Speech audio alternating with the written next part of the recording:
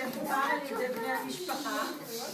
כל דור קיבל תפקיד, כל דור קיבל תפקיד וקיבל את המילים הראויות, ויש פזמון חוזר כמובן, וזה שיר לכבוד העקרונית.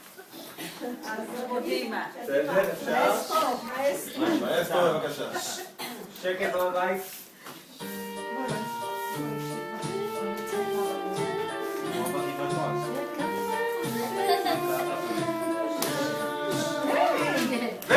לחייך של רונית, הכוכבית, מאחל שנים טובות ומרתקות. לחיי המשפחה, שניפגש רק בשמחה.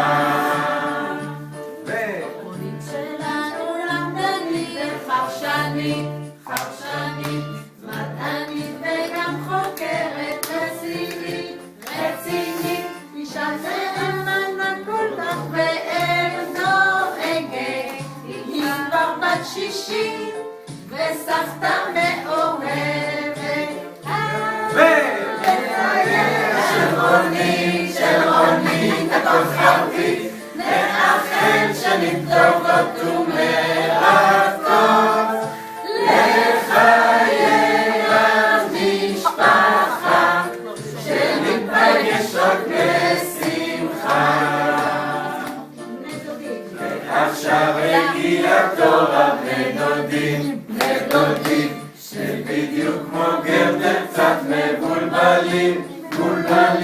אז תודה לרונית, עם סלט פירות תודיע, שהקווים ביד רומזים עתיד מבטיח. שימו לב לאגודל. עוד פעם עם האגודל. זה מרגש, וברקע פיגארו כבר מתרגש. טבע היא אוהבת ממרחק בטוח, ולקום בבוקר עושה לה מצב רוח. לחיי של רונית הכוכבית, לאחל שנים טובות ומרתקות. לחיי המשפחה, שניפגש רק בשמחה. הנכדים גם לחייכנית, מסודרת חרוץ